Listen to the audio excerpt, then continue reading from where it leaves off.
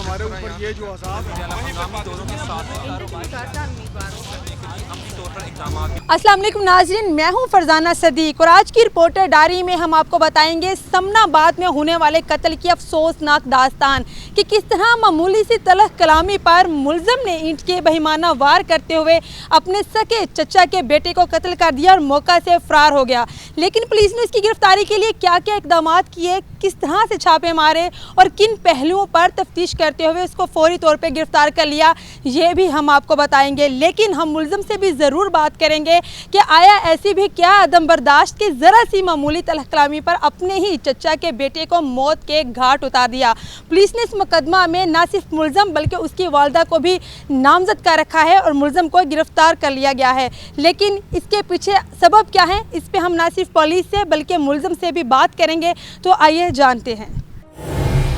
हम इस वक्त मौजूद हैं मकतूल 30 साला हनीफ के लवाहिकीन के साथ। 30 साला हनीफ को किन वजूहात की बिना पर कत्ल कर दिया गया, आखिर इसके पीछे क्या सबब थे कि ज़रा सी बात पर ईंट मारकर उसको बड़े ही बहिमाना तरीके से मार दिया गया और उसके बाद मुलज़म भी मौका से फ़रार हो गया। इस पर हम बात करेंगे मकतूल के लवाहिकीन के साथ। जी अस्सलाम वालेकुम।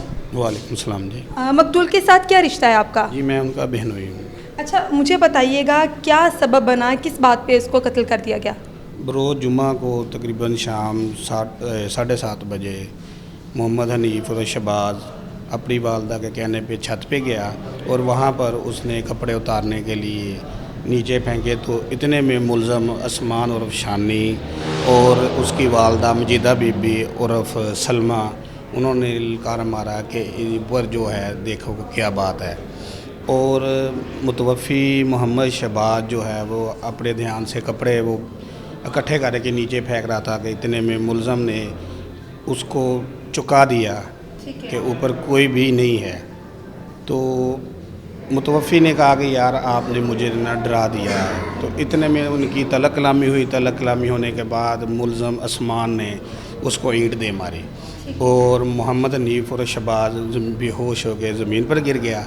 और इसके बाद उसने 2-3 बार और किए, उसके दिमाग को डैमेज कर दिया और जो कि वो हम उसको इलाज मुआवजा के लिए सिविल अस्पताल ले गए।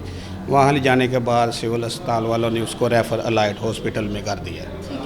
वहाँ पर वो तकरीबन 7 दिन ज़िंदगी और मौत की कश्मकश में मुब्तला रहने के बाद कल जो है वो जान बहक हो गया। अच्छा, मुझे ये बताइएगा कि मुलज़म और मकतूल दोनों का आपस में क्या ताल्लुक था? कोई रिश्तेदारी थी? दोनों चाचा तायाजाद भाई हैं।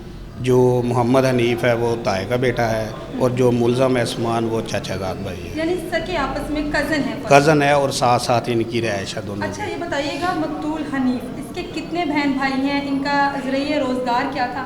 इनका ये 5 बहन भाई हैं जिनमें से ये मकतूल मोहम्मद हनीफ सबसे छोटा था और ये ही वाहद घर का कफ़ील था और अपनी वालदा का सहारा था।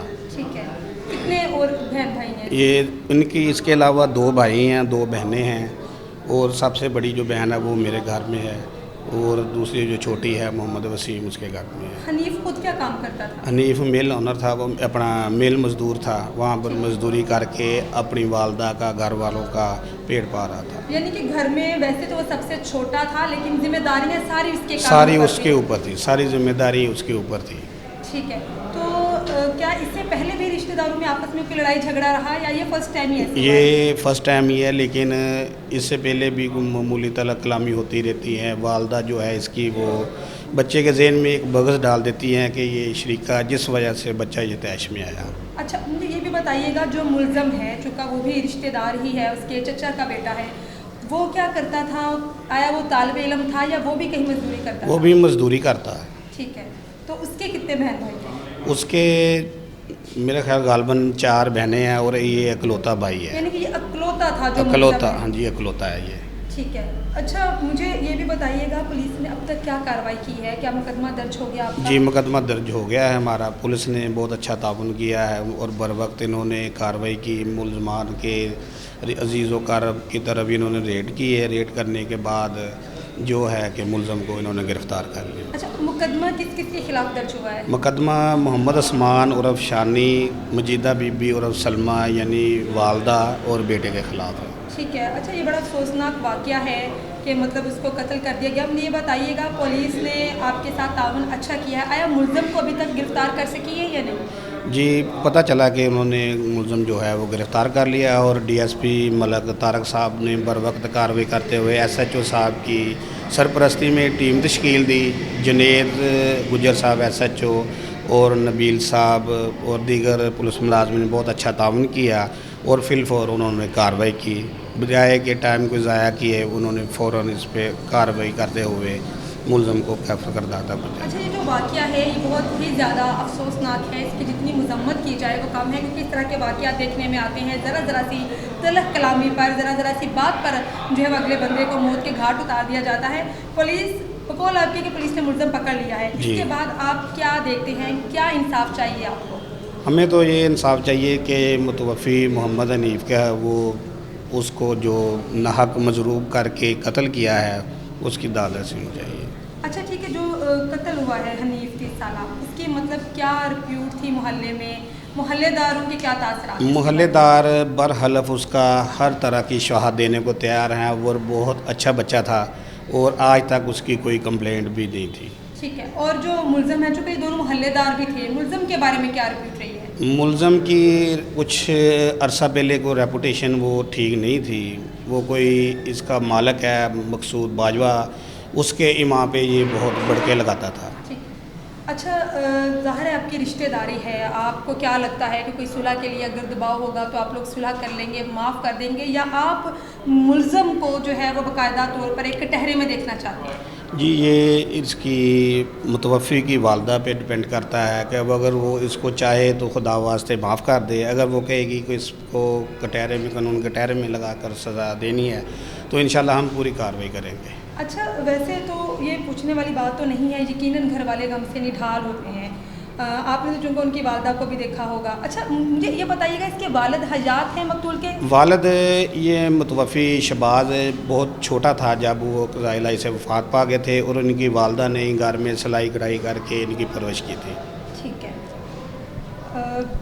जी बिल्कुल, इनका कहना है कि मकतूल के वालिद नहीं थे, वो बहुत छोटे थे जब उनके वालिद की डेथ हो गई और उसके बाद वालदा ने जो है वो सिलाई कढ़ाई करके ना सिर्फ अपने दीगर जो थे बच्चे उनका पेट पाला और इसको भी जो है वो पाला और इसको बड़ा किया और उसके बाद ये मुलाजमत पर गया और ये अफसोसनाक वाक़या सामने आया। बकौल इनके कि पुलिस ने मुलज़म की गिरफ़्तारी के लिए रेड भी किए हैं और मुलज़म को गिरफ़्तार भी कर लिया गया है, लेकिन पुलिस ने क्या कार्रवाई की है, आया वाक़ियतन ही मुलज़म इस वक्त सलाखों के पीछे है, उसको गिरफ्तार कर लिया गया है, या ये सिर्फ पुलिस का इनको एक लॉलीपॉप है? क्योंकि अक्सर ऐसा होता है कि लवाहिकीन बजीद होते हैं कि मुलज़म को फौरी तौर पर गिरफ्तार किया जाए वरना वो एहतजाज करेंगे या कोई और राह निकालेंगे, तो बाज़-औक़ात उनको भी खामोशी से बिठाने के लिए, चुप करवाने के लिए पुलिस ऐसी राह निकाल लेती है कि आपका मुलज़म गिरफ्तार कर लिया है। आया पुलिस ने मुलज़म को गिरफ्तार किया है या नहीं, पुलिस की इस पर क्या कार्रवाई हुई है, आइए वो भी जानते हैं। मकतूल के लवाहिकीन से हमारी बात हुई तो उनका कहना है कि पुलिस उनके साथ मुकम्मल ताउन कर रही है और कार्रवाई करते हुए मुलज़म को भी गिरफ्तार कर चुकी है, लेकिन पुलिस ने अब तक इस पर क्या कार्रवाई की है, इस पर हम बात करेंगे डीएसपी समनाबाद मलक तारक से और ये जानेंगे उनसे कि आया मुलज़म वाकई गिरफ्तार हो चुका है या ये लवाहिकीन को ही बताया गया है। जी अस्सलाम वालेकुम, कैसे हैं सर आप? अच्छा सर, ये महमूदाबाद में कत्ल हुआ, एक दो चचाजाद भाई थे, बड़े बेहमाना तरीके से कत्ल किया गया, मुझे बताइएगा क्या वो मुलज़म गिरफ़्तार हो गया? जी सबसे पहले तो मैं आपको बताता चलूँ कि ये तकरीबन फाइल मेरे पास मौजूद है। 5 तारीख को ये इनका लड़ाई झगड़ा हुआ जिसमें उसके सर में ईंट मार के तो वो ज़ख्मी हुआ, तो ये इसके जो घर वाले थे इसको अलाइड हॉस्पिटल ले गए और इसकी कोई हमारे पास फॉर्मल इतला नहीं थी। ठीक है। कल रात को हमें इतला मिली कि लड़ाई झगड़े में इस तरह से किसी की डेथ हुई है और वो उसकी डेथ हो गई है, तो उस सिलसिले में फिर एसएचओ साहब इंचार्ज इन्वेस्टिगेशन में हम सब हॉस्पिटल गए, जो हमारा तरीकाकार होता है स्पेशल रिपोर्ट अपने सीनियर अफसरान को बताई कि इस तरह एक बंदे की डेथ हो गई है। ठीक है। क्योंकि मैटर सारा ही अननोन था हमारे लिए, तो फिर टीमें तश्कील नहीं, जो कि टीमें चली गई।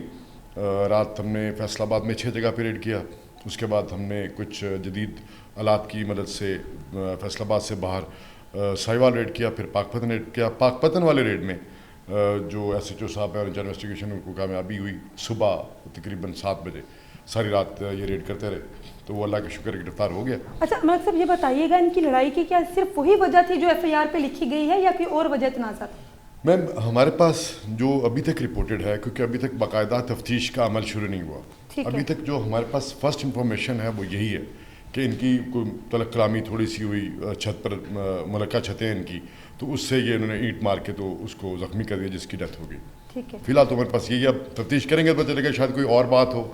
जब दोनों लोगों को बिठा के, फ्रिकीन को बिठा के सुनेंगे तो पता चलेगा कि असल क्या झगड़ा क्या था। जो मकतूल है उसकी कोई पोस्टमार्टम रिपोर्ट भी ली जाएगी, कोई मेडिकल रिपोर्ट्स होंगी, उसके मुताबिक कार्रवाई होगी, या जो इन्होंने बयान दे दिया है उसके मुताबिक कार्रवाई होगी? नहीं, जो रात को पोस्टमार्टम हुआ, अब वो पोस्टमार्टम की रिपोर्ट डॉक्टर साहब देंगे 3 दिन या 4 दिन के बाद। फिर उसके हिसाब से हम जो मौके पे एविडेंस है उसको कलेक्ट करके हमसाए या मोहल्लेदार या रिश्तेदार क्या बताते हैं उसके हिसाब से अपनी तफ्तीश कंक्लूड करेंगे। अच्छा मलिक साहब, ये बताइए कि आपका माशाल्लाह से बहुत ज़्यादा तजर्बा है, ऐसे बहुत सारे केसेस आपने देखे होंगे, आपको क्या लगता है कि वही वजह है जो मतलब लवाहिकीन की जानिब से बताई गई है और जो FIR में लिखी गई है, या कोई पुरानी दुश्मनी भी हो सकती है या कोई और वजह हो सकती है इसकी? ये बज़ाहिर जो लग रहा है, बज़ाहिर यही लग रहा है कि ये थोड़ी सी तलख कलामी पे इसने पत्थर मार दिया।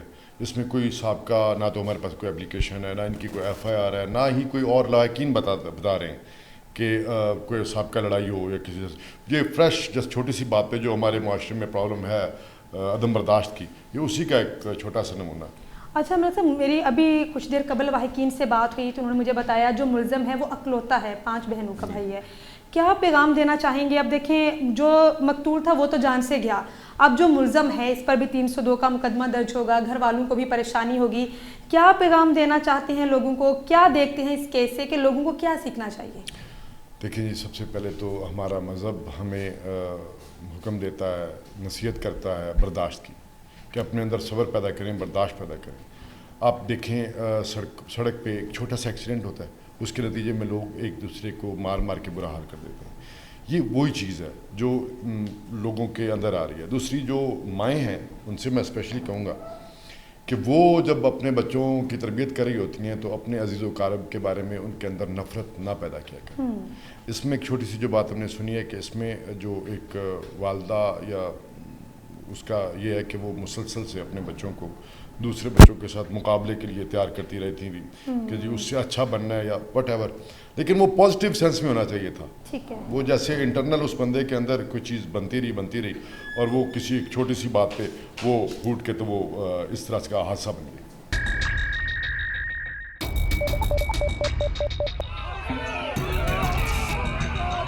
भाइयों वो तो जरूरी है, हमारे ऊपर ये जो अज़ाब है हंगामी दौरों के साथ अमली तौर पर इक़दाम भी करें।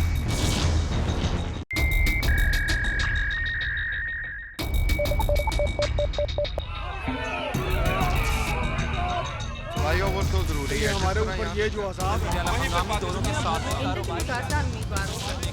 तौर पर इक़दाम भी करें।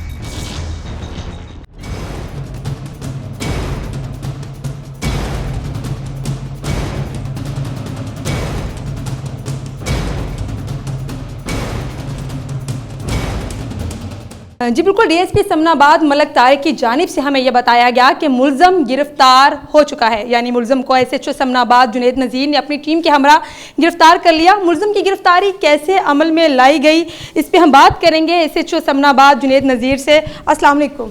जी वालेकुम सलाम। अच्छा सर, कहिएगा मुल्ज़म की गिरफ्तारी किस तरह से अमल में लाई गई? जी इस तरह से है जी कि कल रात 11:30 बजे जो मकतूल है हनीफ, इसके बरदर निस्बती हैं शफीक, उसने मुझे अस्पताल से कॉल की कि इस तरह जो है मकतूल हनीफ ये 5 तारीख को लड़ाई हुई थी, तो जो आज दौरान इलाज मुआलजा फौत हो गया। तो जैसे ही ये इतला मौसूल हुई, DSP साहब फैक्ट्री एरिया की सरबराही में एक टीम तश्कील दी गई। मैंने अपनी टीम के हमरा जो है मुद्दई को हमरा लेकर जहाँ जहाँ मुमकिन तौर पर मुल्ज़िम को हम तलाश कर सकते थे उसके अज़ीज़ व अक़ारब के घरों पर हमने रेड किया, लेकिन हमें ये पता चला कि मुल्ज़िम जो है वो फ़रार है। और हमने जदीद अपनी तफ्तीशी और तकनीकी सलाहियतों को बरोकार लाते हुए इस चीज़ का पता चलाया कि मुल्ज़िम जो है वो जानिब साहिवाल रवाना है। इसके पेश नज़र हमने साहिवाल पुलिस से भी कोऑर्डिनेट किया और मैं अपनी टीम के हमरा रवाना हुआ साहिवाल, और अल्हम्दुलिल्लाह 4 से 5 घंटे की कलील मुद्दत में हम उसको गिरफ़्तार करने में कामयाब हुए। अच्छा सर, मुझे ये भी बताइएगा, कोई भी मुलज़म जब जुर्म के बाद फ़रार हो जाता है, ख़ासतौर पे जब वो आउट ऑफ सिटी चला जाता है, तो उसको ट्रेस करने के लिए पुलिस क्या हिकमत अमली अपनाती है? कैसे इल्म में आता है कि मुलज़म शहर छोड़ के जा चुका है? हाँ जी, इसमें हमने उसके हमें पता चला, एक मोबाइल नंबर के मुतालिक पता चला, हमने उसकी जो है उसको ट्रेस किया और हमें एक उसके मुतालिक इन्फॉर्मेशन भी थी, तो तमाम टीम को मुतहर्रिक करते हुए हमें उसकी मौजूदगी का क्लू मिला। हमने अल्हम्दुलिल्लाह रेड किया और अल्लाह ताला ने हमें कामयाब। अच्छा, ऐसा भी होता है समटाइम मुलज़म की शनाख्त नहीं होती, क्योंकि जो मुलज़म बताया जा रहा होता है उसका स्केच हमारे जहन में नहीं होता, फिर ये कैसे कन्फर्म होता है कि ये वही मुलज़म है जिसकी गिरफ़्तारी के लिए हम पहुँचे हैं या जिसको हम हिरासत में लिए हुए हैं, ये वही मुलज़म है? ये बात कैसे इल्म में आती है, कैसे कन्फर्म होती है? ये हमने जो मुद्दई हैं, मुद्दई मुकदमा है, वो इस सारे प्रोसेस में हमारे साथ थे, तो उसकी निशानदेही पे इस मकसद के लिए हमने मुद्दई को हमरा रखा कि हम जो टारगेट अचीव करना चाह रहे हैं, जिस बंदे को गिरफ़्तार करना चाह रहे हैं, वो उसके मुतल्लिक़ हमें तस्दीक भी करे। तो इसी तरह ही हमने रेड किया, उसको गिरफ़्तार किया और इस चीज़ की तईद की मुद्दई ने कि ही मुलज़म है जिसने हनीफ़ को कत्ल किया। ठीक है। अच्छा, मुलज़म से कोई इब्तदाई तफ्तीश या मुलज़म ने इतराफ़ जुर्म किया है या मज़ीद उससे अभी आप तफ्तीश करेंगे? ये जी उसने इतराफ़ जुर्म कर लिया है और लड़ाई झगड़ा हुआ था, हमने इस बात की भी तस्दीक हो गई है। चूँकि मुलज़म का फ़रार होना, भाग जाना, उसके अहल-ओ-याल का भाग जाना और बाद में गिरफ़्तार होने के बाद उसने सारी सूरत-ए-हाल से हमें बताया है, दौरान तफ्तीश इंटरोगेशन उसने इस चीज़ का इतराफ़ कर लिया। अच्छा, जो FIR है इसमें मुलज़म की वालदा भी नामज़द हैं, आया उनको भी गिरफ़्तार किया गया है या पहले उनसे तहकीकात की जाएंगी, जो कि वो खातून हैं, तो इस हवाले से पहले देखा जाएगा फिर उनको गिरफ़्तार किया जाएगा या वो भी गिरफ़्तार हैं? हाँ जी, वो बेसिकली जो हमारी अब तक की तफ्तीश है उसमें जो ज़रब है या ईंट से इसकी हलाकत हुई है मुतवफ़ी की, तो उसमें ये मुलज़म उस्मान ने ही जो है वो ईंट फेंकी और ईंट बाद में ईंट के वार किए जिससे उसकी डेथ हुई। मज़ीद उसकी वालदा के मुतल्लिक़ भी हम इस चीज़ को क्लियर कर रहे हैं, जैसे ही कोई ऐसा सबूत काबिल गिरफ़्तारी आता है तो उसको भी गिरफ़्तार करें। जी बिल्कुल, मुकदमे में मुलज़म और उसकी वालदा भी नामज़द हैं। पुलिस का कहना है कि मुलज़म को तो गिरफ़्तार कर लिया गया है, लेकिन उसकी वालदा का इसमें कितना क्राइटेरिया था, क्या उसने ही अपने बेटे को इस बात की शहद दी कि वो कत्ल करे? इस तमाम तर मामले पर तहकीकात की जाएंगी और साबित होने पर उसकी वालदा को भी गिरफ़्तार कर लिया जाएगा। लेकिन हम मुलज़म से भी ज़रूर बात करेंगे कि ज़रा सी मामूली तलख़ कलामी पर किस तरह से उसने 30 साला हनीफ़ को मौत के घाट उतार दिया। क्या वही वजह है जो FIR पर लिखी गई या कोई और वजह है? मुलज़म का इस पर क्या कहना है, आइए उससे भी बात करते हैं।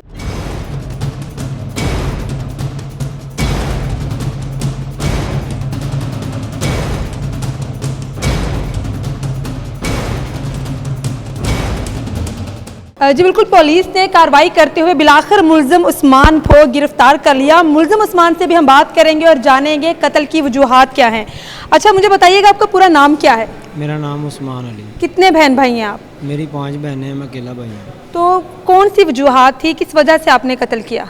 मेरी छोटी बहन नीचे थी, हंडिया बना रही थी, ठीक है। तो मेरा कज़न ऊपर छत पे आया। मुझे नहीं पता कि वो मेरा कज़न है कौन है, मुझे उन्होंने कहा कि कोई देखे छत पे आया है।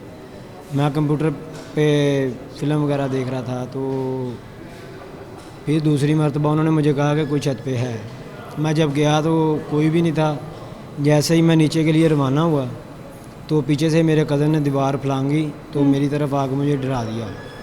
मैंने उसको कहा कि भाई ऐसे मेरे दिल पे हाथ लगा के देखें कि कितना दिल मेरा धक धक कर रहा है, तो ऐसे बंदे को अटैक भी हो जाता है, ठीक है। तो उसने इतनी बात हो रही है, पीछे से मेरी ताई है, वो कज़न मेरे की अम्मी जान, उन्होंने कहा कि इसके सर पे ईंट लगाओ, ठीक है ना। उसने मेरे ईंट लगाई है, लेकिन मैं नीचे बैठ गया, मेरे लगी नहीं है। उसने दूसरी ईंट पकड़ने की कोशिश की, लेकिन जो पत्थर उसने छोटा सा लगाया था वही मैंने उसके लगा दिया। ठीक है। बस ये। क्या किस इरादे से पत्थर मारा था आपने? सर मैम, मैंने कोई इरादे से नहीं मारा, ना आज तक मैं ना कभी किसी से झगड़ा हूँ, ना मैंने कभी झगड़ा किया है किसी से। एक अपनी सादी ज़ात ज़िंदगी गुजारता हूँ। अच्छा, कितने बहन भाई हैं आप? मैं पाँच बहन भाई हैं, मेरी 5 बहनें हैं, मैं अकेला भाई। यानी कि आप इकलौते भाई हैं? जी जी। तो आपने सोचा नहीं कि आपकी 5 बहनें हैं, आप घर के खुद कफील हैं, उनका क्या होगा? आप क्या करने जा रहे हैं? मैम बस गलती हो गई, तो बाकी कज़न ने पहले लड़ाई शुरू की घर मारे आके, ठीक है। ठीक है ना। मैं उनके घर गया हूँ ना, वो मैं कभी किसी को बुलाता ही नहीं हूँ, ठीक है ना। वही मेरे घर आया छत पे, उसने ही आके लड़ाई शुरू की। अच्छा, इससे पहले भी आपकी अपने कज़न के साथ कभी किसी बात को लेकर तलख कलामी हुई है? नहीं, मेरी किसी के साथ नहीं। अच्छा, क्या सोच के पत्थर मारा? मर जाएगा, नहीं मरेगा, क्या था ज़हन में? मैंने कुछ भी नहीं सोचा। इससे पहले कभी लड़ाई की है मोहल्ले में? नहीं, मैंने कभी किसी से लड़ाई नहीं की। अच्छा, अब मुकदमे में आप भी नामजद हैं, आपकी वालदा भी नामजद हैं। सोचा है खुदा ना करे अगर वो आपके रिश्तेदार, आपकी चची आपको माफ़ी नहीं देती तो क्या होगा? जी, सोचा है? क्या ज़हन में आता है? 5 बहनें हैं, उनका क्या होगा?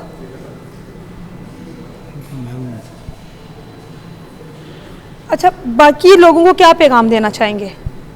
मैम मैं यही पैगाम देना चाहूँगा, मैं माजरत करता हूँ, नेक्स्ट नहीं होगा। ठीक है। मुझे एक गलती का मौका मिले, ठीक है। अगर मैं दोबारा ऐसी गलती करूँ फिर आप जो सज़ा देंगे मंजूर है, अल्लाह के वास्ते।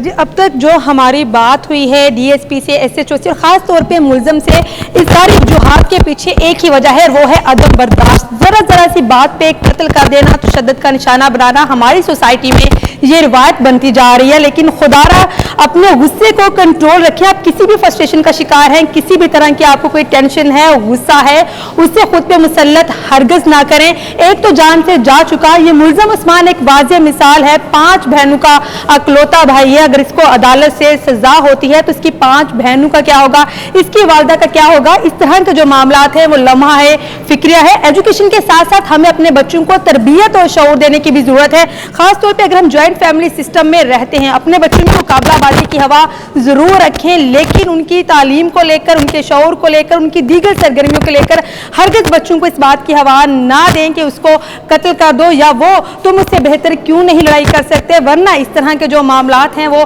सामने आएंगे। हमारी डीएसपी से बात हुई, एसएचओ से बात हुई, मुलज़म से भी बात हुई। इस पर सेक्स ट्रस्ट का क्या कहना है, डॉक्टर्स क्या कहते हैं, नफ्सियाती दबाव है या कोई और वजूहात है, इस पर हम डॉक्टर से भी बात करेंगे। तो आइए वो क्या कहते हैं, उनकी राय भी जानते हैं।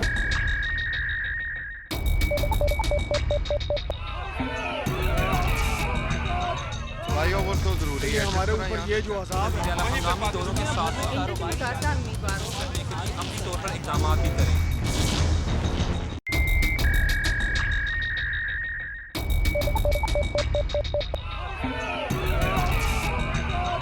भाइयों वो तो जरूरी है हमारे ऊपर ये जो अज़ाब है, हम दोनों के साथ अमली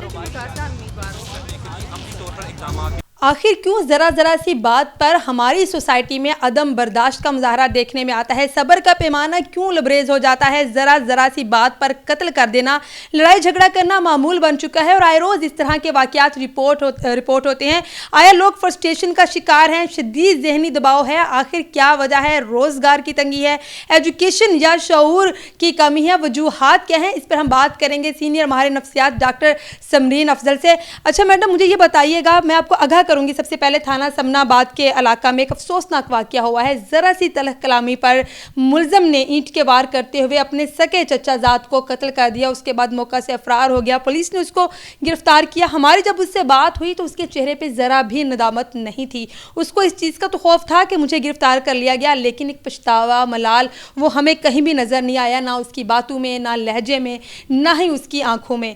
और वो इकलौता भाई था अपनी 5 बहनों का। मरने वाला तो जा चुका, लेकिन जो मुलज़म है वो इकलौता भाई था।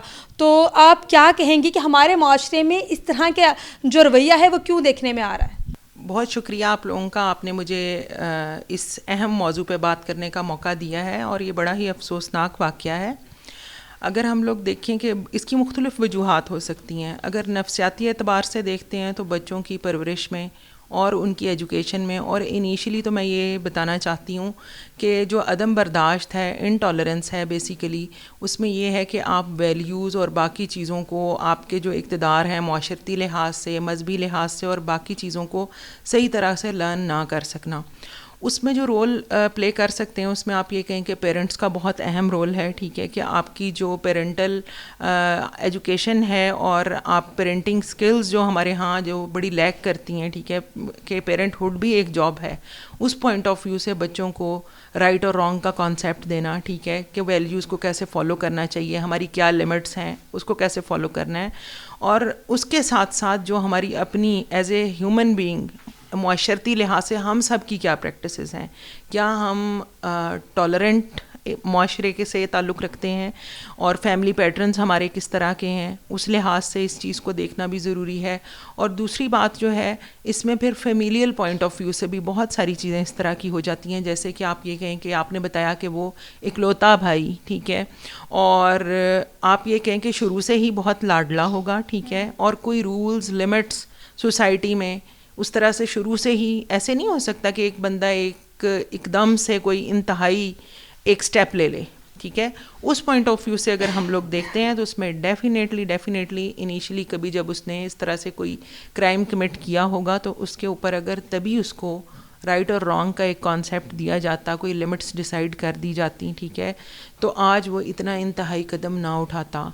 और फिर इसमें शख्सियत का भी रोल है। बहुत सारे लोग होते हैं वो एक स्पेसिफिक शख्सियत प्रैक्टिसेस की वजह से बन जाती है, उसके इंस्टिंक्चुअली कुछ हैबिट्स इस तरह की बन जाती हैं। अब आप ये देखेंगे, आपने कहा कि उसके चेहरे पे ना कोई मलाल, ना कोई नदामत, ठीक है, ना कोई शर्म, इस तरह की कोई चीज़ नहीं थी। लेकिन मैं ये ज़रूर हाईलाइट करना चाहूँगी कि देखें, इट मीन्स कि उसकी एंटी सोशल टाइप की पर्सनैलिटी के रूल्स को अवॉइड ना करना स्पेसिफिकली, ठीक है। तो इस तरह की चीज़ों को ज़रूर चेक एंड बैलेंस होना चाहिए। इनिशियली स्कूल्स में एजुकेशनली बच्चों को सही इक़्तिदार का बताना, ठीक है। और देखें, एनवायरमेंटली बहुत सारे फैक्टर्स हैं, बायोलॉजिकल फैक्टर्स हो सकते हैं इंटॉलरेंस के, ठीक है, साइकोलॉजिकल फैक्टर्स हैं। हमारे यहाँ आप ये कहें कि जिस तरह से अभी कोविड भी रहा, ठीक है, और फिर ये है ड्रग का यूज़ भी है यूथ में, ठीक है, इन चीज़ों को देखना, तो there are so many factors जो कि साइकोलॉजिकल पॉइंट ऑफ व्यू से हैं। और फिर इस तरह से भी हो सकता है कि कोई नफसियाती मर्ज़ का शिकार हो, लेकिन उसको हम बहुत सेकेंडरीली लेवल पे देखेंगे। इनिशियली तो हम उसकी पर्सनैलिटी, शख्सियत और मुआशरे का हिस्सा, आप ये कहें कि मुआशरे की जो आप ये कहें कि हमारे रूल्स हैं या हमारी जो प्रैक्टिसेस हैं, उसी के कॉन्टेक्स्ट में हम लोग देखेंगे। मेरा एक मैसेज सबके लिए ये है कि हमें as a person, as a society, civilised way में सबको टॉलरेंट हो के बिहेव करना चाहिए, ताकि हम एक अच्छा रोल मॉडल जो है दूसरों को दिखा सकें। और जब कभी हमारे किसी से डिफरेंसेस हों भी, तो उन डिफरेंसेस के साथ रहना और उनको अच्छे तरीके से कम्युनिकेशन जो है अपनी, उसको बेहतर करने की ज़रूरत है, ताकि हम दूसरे को, एक अपने बच्चों को एक गुड रोल मॉडल दें, रादर देन कि कोई झगड़ा हो जाए और उसके ऊपर हम रिस्पॉन्ड करें, लेटर ऑन फिर वो भी यही लर्न करते हैं और फिर इस तरह से मुआशरे में बिगाड़ पैदा होता है। अच्छा मिस समरीन, आप DHQ में भी अपने फ़राइज़ सर अंजाम दे रही हैं, आपका बहुत ज़्यादा तजर्बा है, बहुत ज़्यादा लोग आपके पास आते होंगे। ये भी बताइएगा कि हम ये भी देखते हैं कि हमारी फैमिलीज़ में अब बहुत ज़्यादा एक मुकाबलाबाजी की जो है वो फ़िज़ा क्रिएट कर दी जाती है, वो फ़िज़ा पैदा कर दी जाती है कि जो है वो ये करना है, वो नहीं करना, या आपने अपने चचा के पास बैठना है, आपने अपने ताया के पास नहीं बैठना, बजाय कि आप उनकी तरबियत पर जो है वो तवज्जो दें। एक अजीब तरह की मुकाबलाबाजी की फ़िज़ा पैदा कर दी जाती है, क्योंकि हमने तो बचपन में यही देखा है कि अगर घर में कोई किसी बड़े को बुरा कह रहा है कि इसका ताया नहीं अच्छा, तो ऑटोमेटिकली हमारे जहन में वो एक आइडिया बनना शुरू हो जाता है, एक इमेज क्रिएट होना शुरू हो जाता है कि हमने उससे खुद ब खुद ही दूर रहना है। लेकिन वो इतना ज़्यादा नहीं होता था। लेकिन आज के दौर में ये बहुत ज़्यादा देखने में आ रहा है कि एक मुकाबलाबाजी की फ़िज़ा पैदा कर दी जाती है। ख़ास तौर पर माओं की जानिब से बच्चों को इस बात पर शह दे दी जाती है कि वो फ़लाँ नहीं अच्छा, फ़लाँ ताया नहीं अच्छा, उससे नहीं बात करनी। तो इसलिए वो ज़रा सी बात पर भी इस तरह के मामला आते हैं। तो आप क्या समझती हैं कि ऐसे वाक़यात को किस तरह से दूर किया जा सकता है? अच्छा, आपका ये सवाल बहुत अहम है इस पॉइंट ऑफ व्यू से, इस वाक़े के पॉइंट ऑफ व्यू से, और मैं इसको ऑन द होल भी आंसर करना चाहूँगी कि देखें, कंपैरिजन जो है बेसिकली वो तो डिफरेंसेस जनरेट करता है, इंटॉलरेंस और आप ये कहें कि फ्रस्ट्रेशन बढ़ जाती है, ठीक है। अब जब कंपैरिजन में हम बताएंगे, ठीक है, कि फ़लाँ जो है वो इस तरह से कर रहा है, या आप ये कहें कि पेरेंटल कॉन्फ्लिक्ट्स, ठीक है, उनकी अगर हम बात करते हैं, पेरेंट्स का आपस में पहले अगर कभी कोई डिफरेंसेस होते भी थे तो वो बच्चों की हद तक उनके सामने डिस्कस उसको नहीं किया जाता था। लेकिन आजकल इस तरह से होता है कि हमारे पास जब पेरेंट्स आते हैं बच्चों के नफसियाती मसाइल डिस्कस करने के लिए, तो बच्चे को जो नफसियाती मसाइल हैं, जिसमें रवैयों के मसले हैं, इमोशनल इश्यूज़ हैं, उसकी मेन वजह पेरेंट्स के आपस के तज़ाद और उनके कॉन्फ्लिक्ट्स हैं, ठीक है। तो अगर हम उस लिहाज से देखें, बच्चों के सामने एक तो इस तरह से हमें आप ये कहें कि कोई भी डिफरेंसेस हैं तो उनको डिस्कस नहीं करना चाहिए, बड़ों को आपस में बैठ के उसके ऊपर जो है ख़ुद से ही बात कर लेनी चाहिए। और अगर हम कॉन्टीन्यूसली किसी चीज़ की नेगेटिव चीज़ को इनकल्टेट या उसके अंदर डालते रहेंगे तो अल्टीमेटली इमोशन है ना, बेसिकली एंगर बढ़ेगा। जब एंगर बढ़ेगा तो उसका आउटबर्स्ट होगा, ठीक है। और एंगर का अगर किसी ने पॉजिटिव वे में एक्सप्रेशन ही नहीं सीखा कि उसको कम्युनिकेट करना है, उसको रिएक्ट कर दिया, रिस्पॉन्ड ना किया, तो इट मीन्स के चीज़ें ख़राब हो गई, ठीक है। तो ये चीज़ इस तरह से है कि एक तो जिस तरह से आप ये कहें कि सोशल मीडिया का दौर है और इंफॉर्मेशन टेक्नोलॉजी का एक प्रेशर पड़ गया हुआ है, from that point of view Android phone हैं बच्चों के हाथों में और बाकी चीज़ें भी, तो चीज़ों को कंट्रोल करना किसी हद तक पेरेंट्स के लिए भी एक चैलेंज है। लेकिन उस लिहाज से भी अगर हम लोग देखें तो बच्चे को राइट और रॉन्ग का कॉन्सेप्ट देना भी पेरेंट्स की रिस्पॉन्सिबिलिटी है कि राइट वे में किसी चीज़ को हम किस तरह से यूज़ कर सकते हैं और रॉन्ग क्या है, ठीक है। क्योंकि इस टाइम पे जितने एक्सपोजर्स हैं सोसाइटी में चीज़ों के, जैसे ड्रग्स की मैंने बात की, बाकी बातें की, ठीक है, वो भी इस चीज़ का कॉज बनती हैं। झगड़ा होता है, झगड़े के पीछे हो सकता है किसी ने ड्रिंक किया हुआ हो, ठीक है, हो सकता है किसी ने कोई ड्रग्स यूज़ की हुई हों, और कॉन्टीन्यूस, और फिर बाकी ये, और फिर वो आप ये कहें कि ट्रेडिशनली जो वजूहात थी वो तो हमेशा से ही हैं। किसी पे इकोनॉमिकल प्रेशर हो सकता है, ठीक है, कोई बेरोज़गार हो सकता है, कोई नफ्सियाती और उलझने हो सकती हैं, डिप्रेशन में हो सकता है, एंग्जाइटी में हो सकता है, ठीक है, स्लीप की डिस्टर्बेंस का होना, ठीक है, वो तो मल्टीपल वजूहात हैं। लेकिन बहरहाल ये जो वैल्यूज़ हैं, एक लिमिट्स को सेट करना, डिसिप्लिन को इन्फोर्स करना, ये पेरेंट्स की प्राइमरी रिस्पॉन्सिबिलिटी है। जी बहुत शुक्रिया, आपने हमें अपना कीमती वक्त दिया। जी नाजरीन, आज के एक बहुत ही अफसोसनाक वाक़या था जिससे हमने आपको आगाह किया और हमने आपको सारे वाक़े की मुकम्मल डिटेल बताई। मुल्ज़म ने भी जो हक़ाइक़ बयान किए वो भी हम सामने लेके आए, पुलिस ने क्या कार्रवाई की वो भी हमने बताया, और इस पर माहिर नफ्सियात का क्या कहना है उसके बारे में भी बताया। इस सारे प्रोग्राम का एक नतीजा और एक ही मकसद है कि खुदारा अपने आप में अदम बर्दाश्त को ख़त्म करे, छोटी छोटी बातों पर लड़ाई झगड़ा ना करें, और ख़ासतौर पर वालिदैन के लिए एक पैगाम है कि अपने बच्चों को स्कूल भेज के भूल ना जाएं। उनकी तरबियत की जिम्मेदारी आप पर है। हम महंगे से महंगे स्कूल्स में बच्चों को भेज देते हैं, अच्छे से अच्छे इंस्टीट्यूट जो है वो ढूंढ लेते हैं, लेकिन उनकी तरबियत करना वो वालिदैन की जिम्मेदारी है। उनके ब्रेन वाशिंग करनी, माशरे में किस तरह से सर्वाइव करना है, ख़ास तौर पे रिश्तों को लेकर किस तरह से चलना है, ये सारी की सारी वालिदैन की जिम्मेदारी है। अपने बच्चों को वक्त दें, उन पर नज़र रखें, और अगर आपकी फैमिली ख़ानदानी जो भी तनाज़े हैं, जो भी झगड़े हैं, वो बच्चों के सामने हरगज़ डिस्कस ना करें। कोशिश करें कि अपने बच्चों को ज़्यादा से ज़्यादा वक्त दें, उनका जो माइंड है, जो उनका दिमाग है वो हेल्दी हो और माशरे में इस तरह के वाक़यात रोनमा ना हो सकें। उम्मीद है इस प्रोग्राम से बहुत कुछ आपको सीखने को मिला होगा। इसके साथ ही मुझे और मेरी टीम को इजाज़त दीजिएगा। इंशाल्लाह नेक्स्ट फिर किसी प्रोग्राम के साथ हाजिर होंगे। अल्लाह हाफिज़।